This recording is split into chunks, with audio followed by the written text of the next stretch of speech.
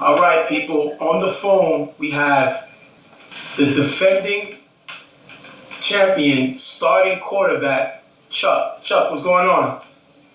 What's up? How you? Good. Okay, we're gonna jump right into the questions. I'm here with Ghost right now. How you doing? All right, cool.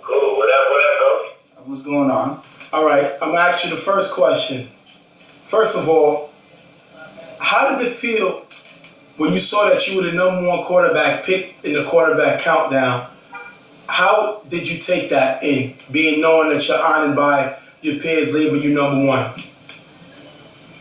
So good.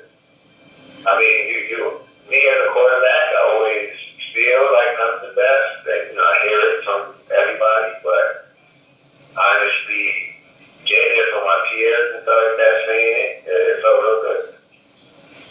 Okay. The last time we spoke to Pams on the field, he mentioned that, because some people say that Pams is the heart of Carver Mob, but he believes, and he said that you are actually the heart of Carver Mob. Does that put any pressure on you? Definitely. I mean, honestly, from the start, I knew it was kind of all about me and how I play, and even our defense needs or how I play. So if I'm playing at a high level, then our defense and our team will play at a high level. So that's why I put almost all the pressure on myself, win or lose, regardless of all of this. That being said, since we're talking about being the best, you ended the season with 24 touchdown passes and only 5 interceptions, while leading your team to 8-1 this season.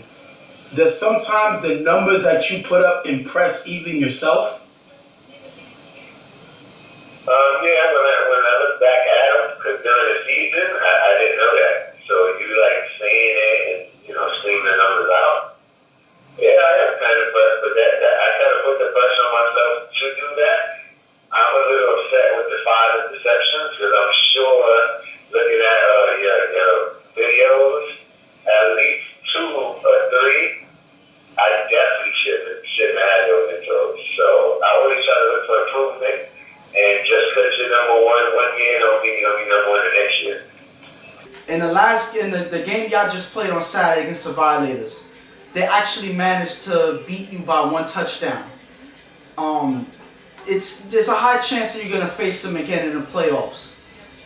What do you need to do? You and your team need to do to actually come out on top the second time around? Just show up. I mean, I showed up real late, and we kind of the momentum was in their favor already. Even though I showed up, I scored real quick. We got to stop, but then I couldn't pull the win out. So I think if I'm there from the beginning and everybody's focused, I think that we'll play much better and we'll come out with a win. That being said, we're hearing through sources that you lost Cable Guy for the rest of the season due to injury. If that's true, how does losing him affect your team's offense, which y'all like to do? It affects us a lot because Cable Guy is one of the players that I don't necessarily have to tell him, where to go in a certain defense, and a lot of times we on the same page. And if he's not there, and so whoever takes his place in the offense, I might have to be a little more vocal and let them know what I expect from them. So it'll be a big loss. There's a lot of rumors are going around that, you've been playing injured throughout the year. And I would say this. Say there is a hypothetical chance that you have to come out due to your injury, and your team has to play on their own. What do you think needs to be done to be able to? Do you think that they'll be able to survive without you? I think they'll be able to survive, but I think if it was a during the season thing, it'd hurt us even more. But if, say it was in the summertime and then September we was ready to go, I think they'll be a little more prepared. But so I showed up late and then they wasn't sure who's going to start, who should go, and stuff like that. That's what kind of Mr. Chuck Brady, I have to cut you off because I'm shaking my head right now and I know you can't see it. We both know that without Mr. Chuck Brady, number 11, captaining this ship, it is going down. We saw that in the first half of the game before you got there. Carver Mob's offense had nothing. So I agree. Don't have your Pinocchio nose. Don't have your Pinocchio nose going. Come on. No, I agree. I agree with that statement. But what I'm saying is we'll be like more prepared if going into like say a game or like a season or something, knowing I'm not going to be there, and then they'll be, they'll know who's going to throw, and then they'll be a little more prepared. If I just all of a sudden wasn't there, I'd never miss a game. So Right. if for me not being there, they're not ready for that. So I kind of threw them off. But we all know, come on, if any team lose their quarterback, and especially us, their offense is going to go down from there regardless. I appreciate your honesty, even though you speak so much blasphemy right now. You know the next guy behind you on your team quarterback is Joey? Are we supposed to be worried about Joey? No disrespect. I mean, the guy's a baller, but he's not a Chuck Brady who brought Carver all those championships. So if Chuck goes down or if Chuck says one curse, which you're not known for, and get ejected, you might as well write the obituary of this Carver Mob team this season because it's over. that might be the case, but you never know. It all depends. To me, it all depends who we play against. Also, that matters. I don't see us losing to one of the middle or bottom teams either. It has to be one of the top teams. Okay, you're up there for quarterback of the year, offensive player of the year.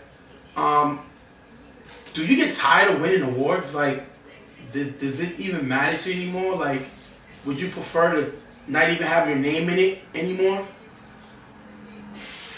No, honestly, I mean, probably the trophy-wise or something like that, but getting the award and going through the season like that, I never get tired because that's just showing me I'm still playing at a high level.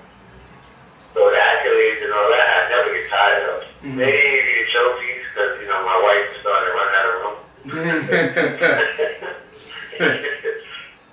Speaking of your wife, we know she's your biggest fan, and she's your toughest critic, I would say. Yes. What is it like? The wintertime, she's not really out there because of the weather. Your wife has been, dealing with situation with her health. We pray that she's getting better, 100%. What is it like not having her on the field when you're out there competing?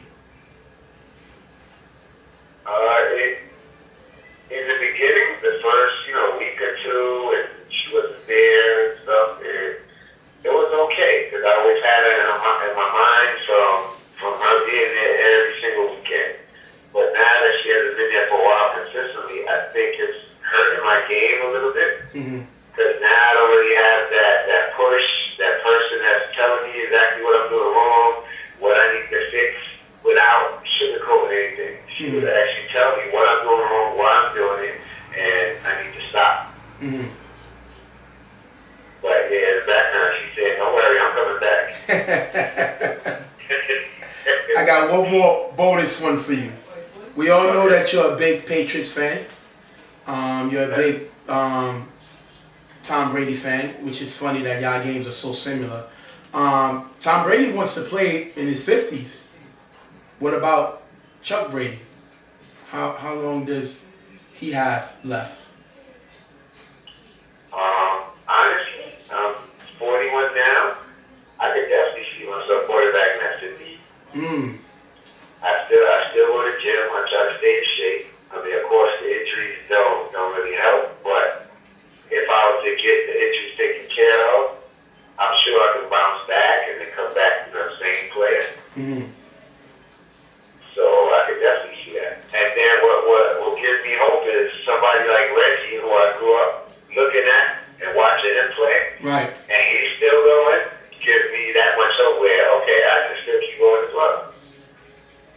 can both agree that Reggie is not the Reggie that you grew up watching play. Now, would you continue to play if your game is not on the same level as you've been successful on?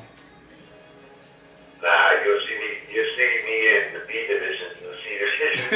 You won't see me in the A struggling. That ain't gonna happen. Okay, that's pretty good. I mean, I appreciate you being here with us, even though you kind of gave your vote to both of us on, you know, who you support more, and you said Ghost does more. I'm getting into the lab, and I'm going to start doing my computer stuff so I can replace that. Because there you go, you gotta catch up. Yeah, I got to step my game up because they got people like you thinking that, you know, I'm going to show you that I can do a little something. I don't really need Ghost here. He don't really help. All he does is keep the table from flopping on the other side. That's pretty much it. He helps support the table. Without him, you know, the table be flying up all over the place, you know? True that. But now, yeah, great team, though. It works well.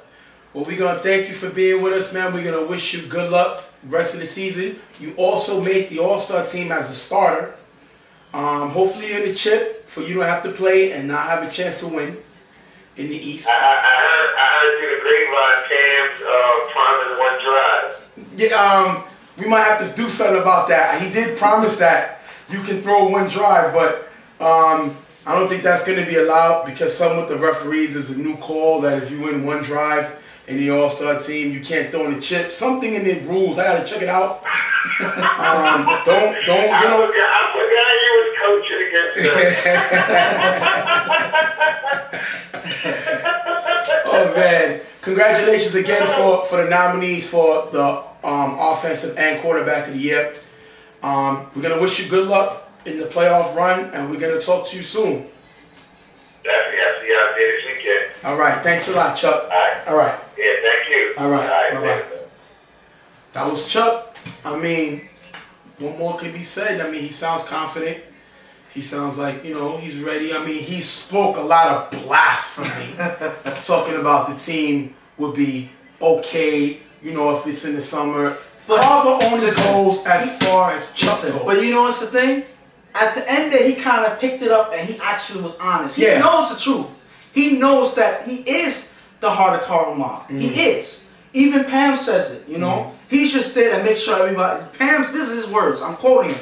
He said that he's just there to make sure that the guys make it on time. Right. That the guys are all there. Right. You know? And then they play.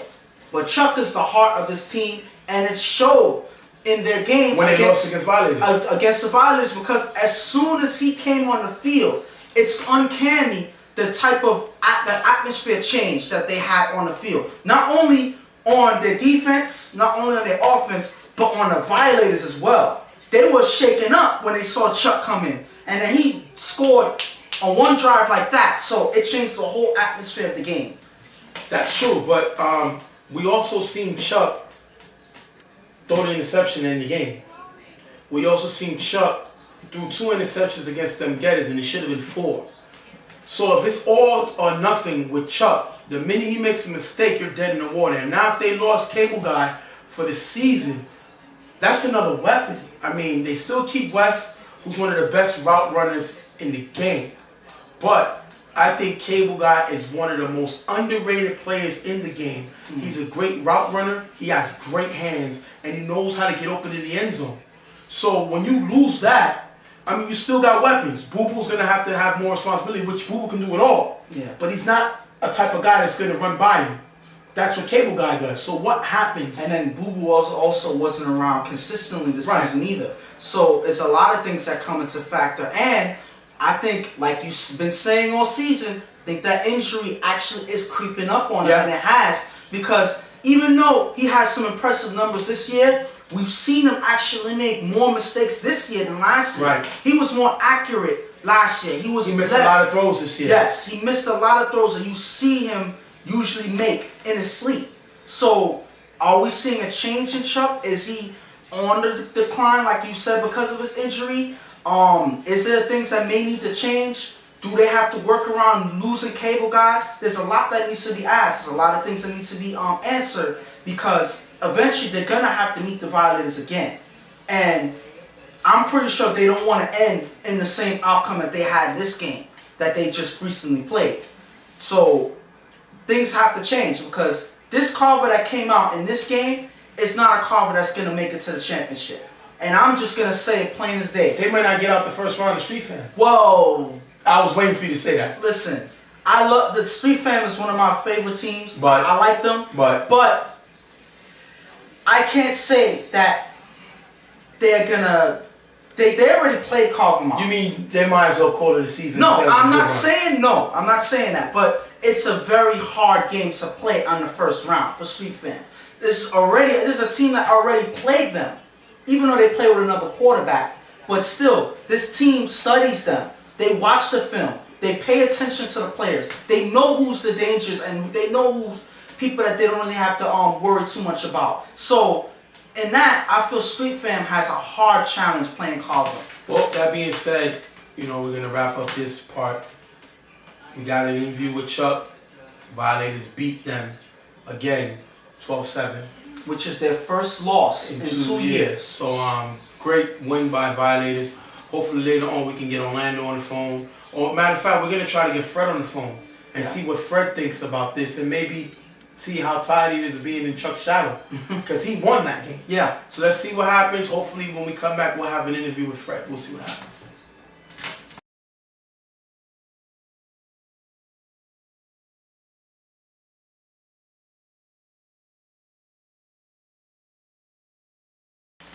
All right, people, we got a special treat for you. We here with the 2014-2015 quarterback all-star of the undefeated Violators this season. Their starting quarterback, Fred. What's going on, Fred? How you doing? What's going on, Jay? I'm good. How you doing, bro? Chilling, man. I'm here with Ghost, and we got a few questions for you, man. All right. All right. We're going to start it off real quick. You finished the season, the regular season, 19 touchdowns, 6 interceptions. This is your first season back as the starting quarterback. You started all the games. How do you feel with those numbers? You did. That's good numbers. I mean, could have been better, but it is what it is. Okay, pretty modest, kind of straight to the point. Okay. When you saw the quarterback countdown, do you feel like you belonged on that list? Very true. Somewhat, but not really, man. All last season I wasn't there, so I shouldn't have been there anyway. Regardless, whatever numbers I threw up, it didn't make a difference. I wasn't there to finish the whole season. I didn't go to the playoffs, so it was fine with me. It just made me more hungry. Okay. Okay, let me ask you this. You hear Chuck, you hear Fish. Do you think we should hear Fred when we talk about those great quarterbacks? I mean, I'm up and coming, more or less. So far, last year and a half, it's been good to me. I stepped up my game a lot, gotten better, wiser decisions, Right now, I'm not sure about that. Maybe in the future, I'll be up there. I'm not really stressed about that. Okay. Does finishing the season undefeated add more pressure to you leading into the playoffs? No, not at all. It just makes us more hungry. We're not really worried about our record, whether we're undefeated or not. We just keep out here, play football, do what we do, and that's it. Just toward that chip. That's our focus. That's our main goal. We're getting better as the weeks progress, and that's basically what it is right now. Come on, Fred. Come on, Fred. Undefeated. Undefeated right now. Undefeated. You actually played a team 2 seasons ago that was undefeated, and you ended their season to go to the chip. That's pressure when you're undefeated. You're trying to tell me there's no pressure now that you're undefeated in the playoffs? No, it's not. Maybe back then. That's way back then would have been crazy pressure, because I got something to prove. I really got something to prove. I got something to hungry. Get out here, just play, get out shit, and keep it moving today, Just get better as a team. Okay, you're facing Reckless in the first round of the playoffs. Reckless has weapons. They have a lot of weapons. They have some good guys on defense also. with Just, Sean, Rico, Prodigy.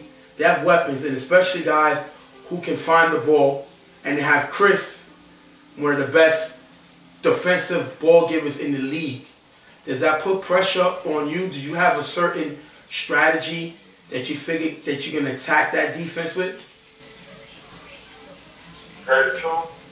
We come out there, everything is different to us. When we get there, we see where this is at. We see what we can take on, what we can't take on, what we take advantage of, and we just start focusing on that. If they have the best defense in the league, it's going to make a difference. There's always one in the league. Gap, little something that you can take advantage of, that's what we're going to take advantage of. The same way it goes with us too. You look at us, the guys we said, we're going to take advantage of, take advantage of it. It's going to be a good result for holding. What did having Nomar in the offense mean to you? We've seen this kid grow year by year. And this year he made the All-Star team, and he's actually being talked about now as one of the new young guns, which is up there with Jeremy, Rico, Sesso. These are the young guys coming up. He's been mentioned in that category. What is it like throwing the ball to this guy? It's good to get hustles. He hustles, he gives you the goal. He gives you 100%. Get lessons, move his routes. There's really not too much of a problem. So I enjoy having him there. He won't open up the field for me. And he gets everybody else over. So he does his job. He's a good player. And as you said, I've been coming, getting better as a come on. You won. You're up there for quarterback of the year. You're up there for offensive player of the year. To win one of those awards, after the stuff that you went through last year, starting, not starting, coming to games late because of your personal situation, losing your dad, what would it mean to win one of those awards? I mean, I went through a lot last season, or last year. To come back right now with the award, or whatever it is, the honor feels good. It means that my game got better. I became a better player, a better person. I got my team better. I'll appreciate it. Got them all, real. Whatever I want to do. Okay, now let's have some fun. You also made the All-Star team. You are up there with you, Chuck, and Spaz from Street Fam, are the three quarterbacks. Do you really think you got a chance against my East team? I just want to know if you really think you have a chance. I'm sorry. Listen, right now I'm real tough, so I'm going to be real. East side, I'm going to start with you guys. Just prepare to get another LA up out. You want to repeat, basically what it is. What does playing in the All-Star mean to you? How much fun is that, playing in the All-Star game? Because we see in a lot of other leagues, guys have All-Star games, and we see people not show up, and it's not as fun. What is the UFL All-Star game? What's the difference? The other one, like you said, everybody don't show up, so it's not really, that's when you don't really get to communicate with people, you don't really enjoy it too much. But when we're in UFL, everybody's together as brothers, and everybody's there, everybody's enjoying it, the best time, even UFL, this is a good opportunity. It's very expensive as well. You got a little kid coming up, and we can also learn from the whole test and say, it's good to communicate. You can learn the quarterback state or other receivers, the space mission you playing. You learn, so you enjoy it. Well, we're going to congratulate you for going undefeated. A great bounce back season. Also, being up there for quarterback of the year, offensive player of the year. I'm going to send my condolences for the All-Star game now to you, because there's no way. And if y'all attempt to try to throw Tim an extra point this year, I'm going to flag y'all forever. All right, I'm not worried about that. Well, we're going to wish you good luck coming in the playoffs. We know you focused. We know you came in, You came in on a mission and you got the first part of it done. So we're going to wish you good luck. I want to thank you for being with us. We're going to thank Fred for being with us on Real Tough Talk, on this phone interview. We appreciate it. Thanks a lot, man, coming from me and Ghost. All right, brother, thank you. All right, Fred. Talk to you soon. Thanks a lot, bro. All right. He seems confident. He's a very great quarterback. He's definitely up and coming.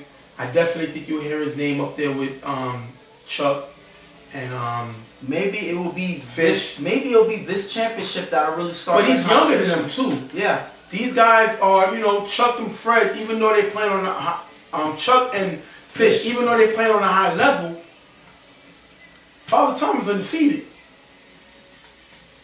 This quarterback, Fred, is young, and he's learning, and he gets better. This is what he said. The All-Star game in the UFL is a way to get to meet guys, get to play with guys, and they get to learn.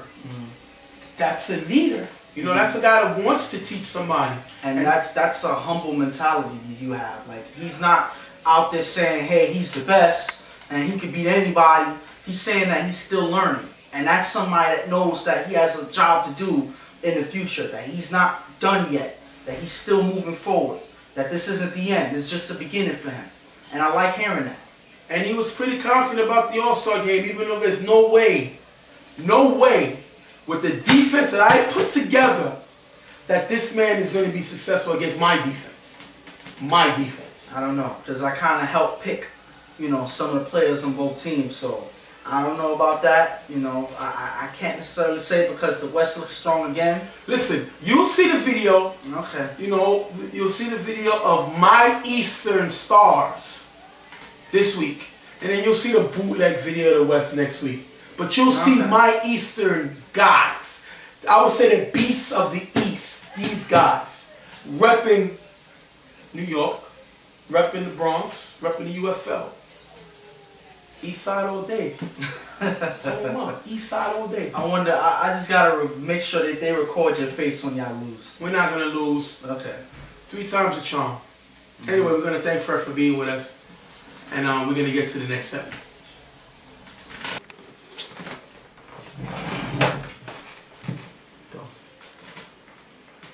What's going on, people? I'm Stephen J. Thank you for joining me today on the UFL Top Team. What's going on, people?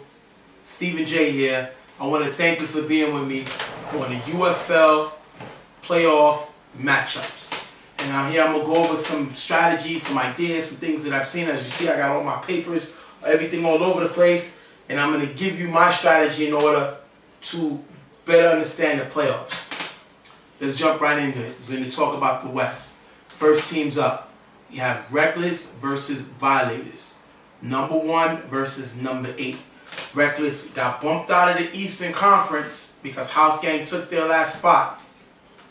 And now they were moved over to the West because the Longhorns dropped out. So now they got the last seed in the playoffs. And what is their reward? They play Violators, who just coming off of a big win to Carver Mountain. That being said, these are my tips for Reckless in order to beat the Violators. 1, get the ball to your playmakers. They have Sean, they have Rico, they have Prodigy, and they have the Eastern Conference starting tight end in the All-Star game. Just get these playmakers the ball if you want to be successful. They all can make plays, they all can make something happen. Bug needs to find the ball get the ball to these receivers because each of them can make something happen. Second tip. Give Chris the Kid time to get to Fred. Chris leads the league in sacks. He's one of the best ball givers in the league. He has a lot of speed and he timed that full rush to a T. He knows when to go. If this defense can give him 4 seconds, he has the speed to chase down Fred. That is the second key. Number 3, keep an eye on Herbie. Herbie is the main cog to this Violators team.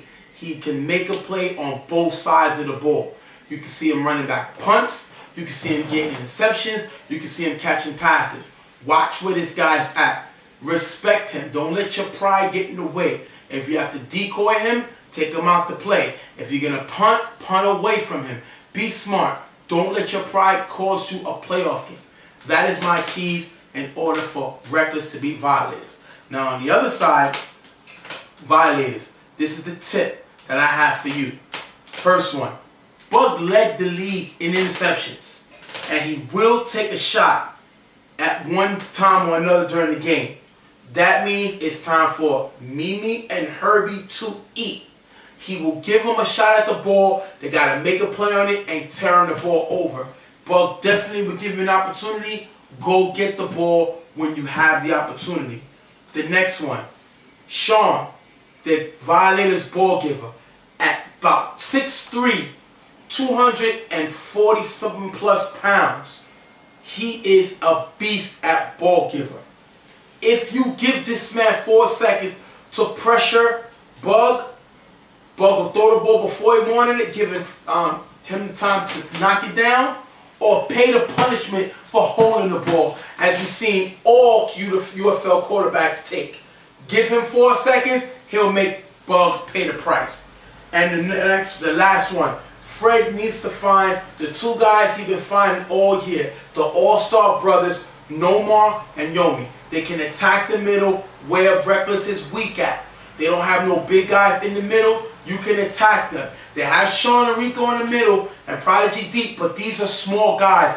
And you got Yomi and Nomar, who are both big guys.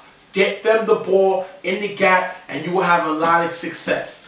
That being said, that's what I think the game is going to be needed in order for you to win this game for the Violators. Me, my prediction is I have the Violators winning this game 20-7. I think there's going to be too much firepower on the Violators. I think they're going to beat up on Bug. I think Bug is going to turn over the ball certain times, and I think that's going to cost them the game. I have Violators winning this game 20-7. That's my first UFL matchup. We'll get to the next one right now. Next game up, we have number 2 versus number 7. Carver Mob versus Street Fan. These teams met up in the regular season, and Carver was able to beat them 29-21. That being said, it was a completely different quarterback. It was Sarge at that time, who Street Fan ended up releasing, and now it's Spaz. 2 different types of quarterbacks. I'm going to give you Carver's chances to beat them, what I think Carver needs to do to attack this team. 1. Spaz is in the pressure spots. He only has 1 receiver, which is Shy. Shy is the only one we see dominate this game. Keep an eye on Shy, and you can stop this attack. They have athletes, so you gotta know where the athletes are on the outside. But their main weapon is Shy. Shut him down, you shut down Spaz. Number 2, Carver's defense only gave up an average of 8 points in the game, in the season average. That's second only to Violators, including 4 shutouts. Lock up on Street Fan. Don't be afraid to go on man, second, third down, force Spaz to make a throw against you. Something that he's not really going to be able to do, because again, it's a lot of pressure on him. So that's what you do against that. And number 3, the defensive runner-up, the defensive player of the year runner-up, Preacher. Great season last year. Mediocre this year. Chuck embarrassed him in the regular season. He attacked him all day. I think you see more of the same. I think Chuck is going to go after him, not only with Cable Guy, but also with Angel and with Wes. When they run them timing routes, I think Preacher's not able to cheat. We even see Preacher have opportunity to pick off Chuck, and he was so confused on the way Chuck attacked him, he was unable to go after the ball. So those are the 3 keys, I think. Attack Preacher, watch where Shy is at, and lock up on these guys, because you have had the best defense in the league, and there's no reason to let up now. That's my keys for Carver to attack Street Fan. Now, Street Fan, the way you attack Carver. Shy had 10 touchdowns and 5 interceptions. He was the best 2 player of the year. He played both ways better than anybody in the league. Use him all over the field. All his Scooters must be waiting for is the All-Star game where he can receive his MVP award. Because I don't know anybody that's going to beat him. I've been surprised before, but I don't know anybody that's going to beat this man. Get him the ball and allow him to do what he do at safety, which is to read where the ball is going and go get it. One thing about this guy, he's able to find the ball. Second, Milo is a good blitzer, and he won Defensive Player of the Year in 2013. Have him move from ball giver to linebacker. Confuse Carver and attack Carver after they get the first down. Don't be afraid to blitz on second down, not on first. Blitz on second down. Third thing you have to do is throw different coverages at Chuck. Show him a man, but play zone. Show him a zone, but play man. If you sit in the zone all day, he will shred it as he's done to different teams in the league. He shred defense, top defenses like IOD. He shredded top defenses like underrated. He shreds defenses. So why not take a shot of going man? Make these receivers beat you and not Chuck. We've seen Chuck come up short. We've seen Chuck throw interceptions when the defenses has attacked him. Attack him and make him beat you with his receivers and not his head. That's my strategy.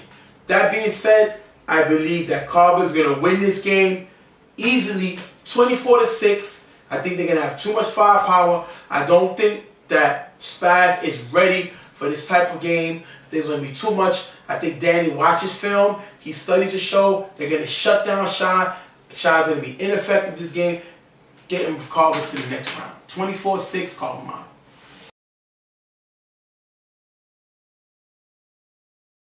Next game up, you have Reloaded versus Woodlawn. This is a biggie. Woodlawn beat Reloaded during the season, if I'm right. Don't quote me on that, but I think they did beat them during the season. So, you know Reloaded is looking to get a rematch early in this game. This is the keys that I think Reloaded needs in order to beat this team. Bruce must limit his turnovers. Brian is not 100%, so look for other receivers like Chad and Lob City. Get these guys the ball. Bruce is going to get the ball to Brian. We all know that. But make sure it's a safe throw and don't force the ball and give Woodlawn an easy turnover. Next, Chad Frost made his first All-Star team. He's a big play receiver waiting to happen. You don't got to put all the pressure on Brian because you have Chad who showed he's more than capable of being your #1 receiver. Next, Shaq has been playing great defense. He has had these guys playing together.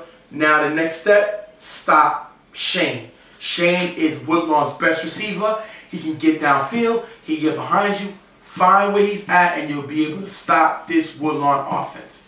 That's the keys that I think Reloaded need to beat this Woodlawn team. Now, these are the keys for Woodlawn to beat Reloaded. 1, we ended with Shane. We'll start with Shane. Shane has long arms and very fast. Take a shot with him downfield. I don't think there's anybody that can guard him one-on-one other than Brian. And Brian is not 100%. Find Shane and you'll find the end zone. Next, Bruce will force the ball to Brian one way or another. Keep a spy on him. Have one person watching wherever Brian lines up. Because Bruce is going to follow wherever he's at and force the ball, causing an interception. We've seen him do it a lot. You're able to capitalize. And the next one, Shaq is going to play corner. He's been playing a lot of corner this year. He hasn't really been playing his regular linebacker position. Attack him. He's not going to line up with Shane, but attack him with other receivers because he is vulnerable. Even though he lost weight, I still don't think his feet are quick enough to stay with your receivers. So attack him early and you'll be able to win this game. That being said, I pick Reloaded to win this game 18-12. Big win by Reloaded. I picked them to win this game and go to the next round.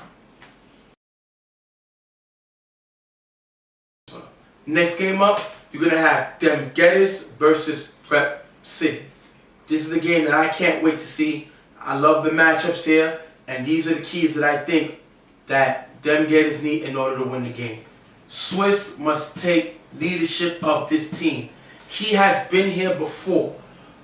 We all know what Dem Geddes are trying to accomplish. They're trying to start that championship dynasty. Well, Swiss has been here before, and he can keep these guys on the same level and with the same focus to win a championship.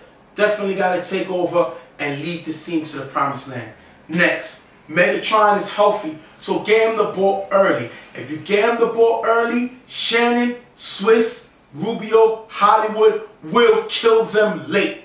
Because all the attention is going to go on Megatron, and then that's when these other receivers will step up and shred this defense of Rep City.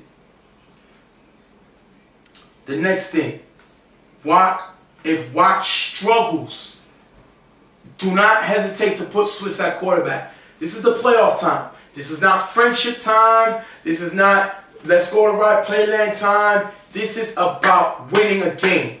And if Watt is struggling, put Swiss in to throw. He's thrown at Friday Night Lights when Fish wasn't there, so he has experience and he knows how to get the ball to the receivers. So again, the clock is ticking and there's no time for nobody's feelings. Go after that game. If Watt struggles, pull him early, put Swiss in, you have a chance to win this game. Now my next side. This is my keys for Rep City. Hood must pay attention to the count. Them getters will blitz you at Hollywood.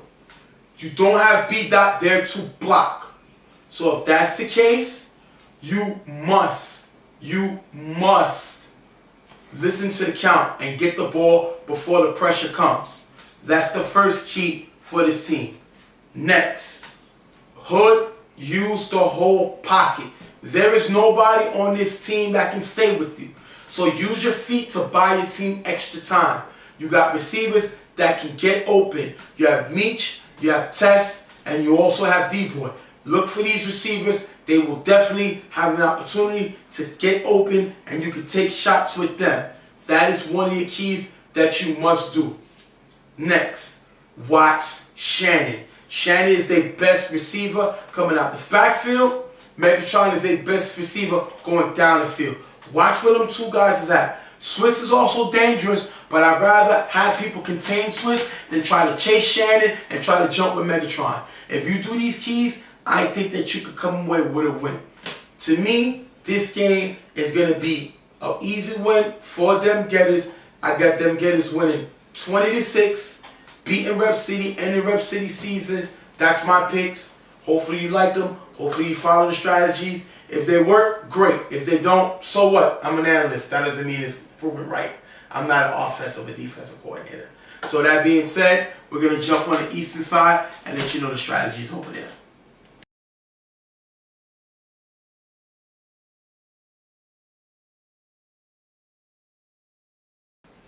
First matchup we have is Browns, the number 1 seed in the East, versus House Gang, the number 8 seed in the East. And this is going to be an interesting matchup. House Gang is playing with the house money. They didn't expect to be here. They made it. They're in the playoffs, and they're going to give Browns everything they got, which makes them a very dangerous team. The Browns are out to win the championship, and they can't allow House Gang to even compete with them if they're going to focus on the next round.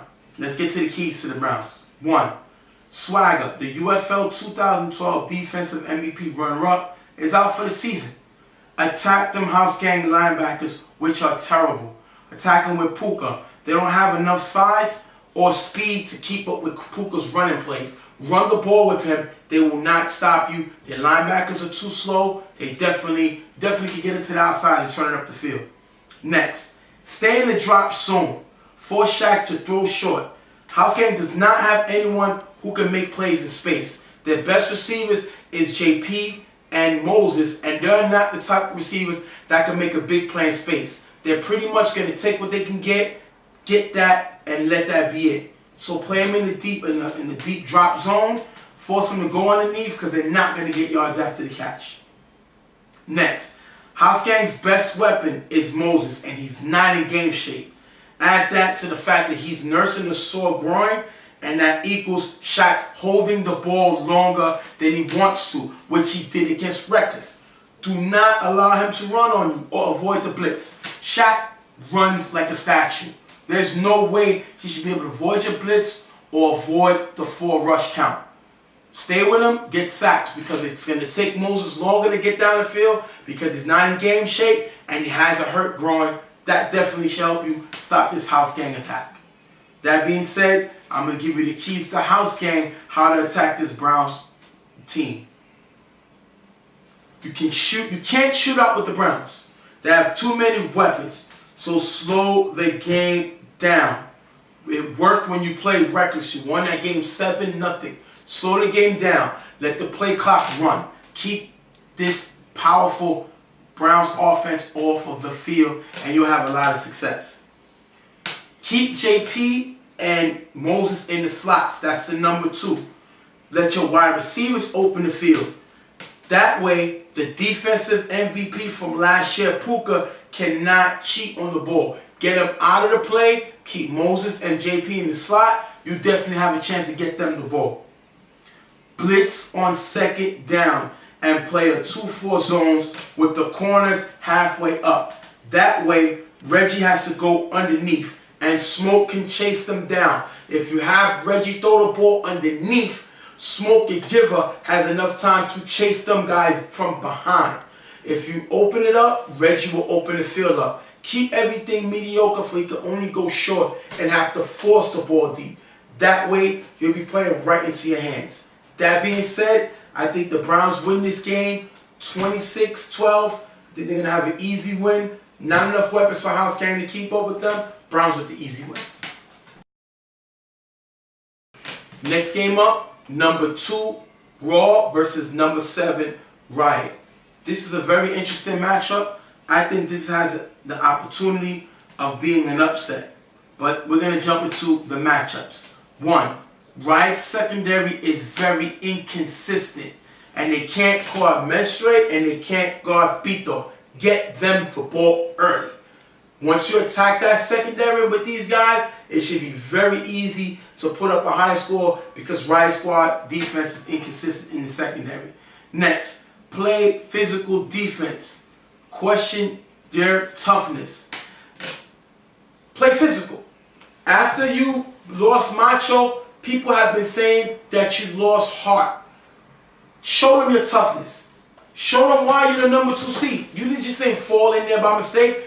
You was up there because you beat the teams you needed to beat and you played well. Show these teams why you were 7-2. Attack them and do what you do best. Next, build KC confidence early. Give them some short passes and some short runs to the most dangerous running back in the league, Joel. Get him the ball, allow him to make space, allow him to make moves. That way you could build Casey's confidence and you have an opportunity to beat this Riot Squad team. Next, the keys to Riot. Watch Pito deep and watch Joel short. They're both capable of making big plays. So know where they're at all times. If Joel gets the ball, Ak should be able to beat him up and knock him down. Ak has to step up and do that so they can neutralize Raw's running game. Next, get in Casey's head. Remember, Eddie's sitting behind him ready to throw. And he's the backup waiting. Remind Casey out on every single throw. When he messes up, let him know about it. When he throws an interception, let him know about it. That way, he's more thinking about Eddie than he is thinking about Riot's defense. You do that, you have an opportunity for Eddie to come in the game, and then you have an opportunity to make turnovers. Next, Rudy cannot turn over the ball. Make the safe throws, get the ball to Tone, your all-star starter, and get the ball to Pig, another all-star. If all else fails, Rudy, run, run, run. You're the best running quarterback in this league. You're better than Wap, you're better than Hook. Show those legs, show why you do it, make plays with your feet if you can't get the ball to receivers. Just do not turn the ball over. That being said, I think Raw's going to win this game 18-7. Raw with the win. That's my pick. Next game up, IOD versus Gunners. These teams know each other because they played each other in 7-1-8. And we've seen IOD usually get the win. This is a different league, different story, playoff time. Let's see what happens. I'm going to give you the keys for IOD to beat Gunners. 1, blitz Gil. Gunners have nobody that can block Gil. Gil's a beast. He's finally healthy. blitz him all day. Have him attack them. Let them know Gill is coming. Let him put the pressure on them. They'll make mistakes. Next, run the ball right at them. One thing you know about this Gunners team, they fear y'all. You beat them up at 7-1-8, continue the bullying in the UFL. Run, run, run right at them, knock them down, and you'll be able to build more confidence. Next, go man on man. Their only receiver is Mini Bones, and he cannot catch the ball all by himself. Man up. Dare Vaughn to beat you, because I don't think Vaughn can beat you with himself. Dare him to beat you. Let him show you that if he wants to win this game, he has to do it with his arm. Now, that being said, this is what the Gunners need to do in order to beat IOD. 1. Look for Mini Bones all over the field. They do not have anybody that can stay with him. Mini Bones can jump out the gym, get him the ball in space. Wherever he's at, find him and get him that ball. Vaughn, they're going to sleep on your arm. Take shots. They're going to give you an opportunity because they're going to try to press you. Take your shots down the field. Make them pay. Make them pay for thinking that they can bully you. Next, they love to run the ball. So don't be afraid to come up in a box. Make Slash beat you over the top. Make them go downfield. Just don't let them run on you, because if they start running, they're like a juggernaut. They cannot be stopped once they start running the ball. Bring the guys up in the box, force them to beat you over the top. That being said, I'm going to have IOD winning this game 21-0, shutting out the Gunners, getting an easy win, IOD moving on. Next game up, YMM versus the Generals. These two teams know each other. They got certain players that play with YMM. And this Generals team bumped YMM out the playoffs last year. Definitely opportunity here. We're going to jump into the game. I'm going to tell you what the Generals need in order to beat this YMM team. 1. Rico and Jeremy are the best 1-2 punch on defense in the UFL. Freeze Rico short and take Jeremy out to play deep. That way he can't cheat on the ball. You have an opportunity to get the ball to Julio out the backfield. Once again, freeze Rico short, take Jeremy out to play deep. Next, one mistake by Nelson will destroy his confidence. Fool him with defensive coverages and keep Cecil on Bones. In the red zone, when he's in trouble, Nelson looks for Bones. So wherever Bones lines up, keep Cecil on, because Cecil can't jump with him. That's when Nelson's going to shut that down. Next, Julio is smart enough to get behind the defense. Cal needs to get him the ball downfield. They're going to focus on Cecil. So once they do that, get the ball to Julio in space deep. He can get behind these guys, and other than Jeremy, this other secondary does not make big plays like he does. Attack the rest of them, and you'll have success. Now, the keys for YMM to beat Generals. Keep the game simple for Nelson with some short passes early. Look for Jeremy and Bones in the end zone. If you could get Jeremy the ball early, he won't complain. He'll be happy.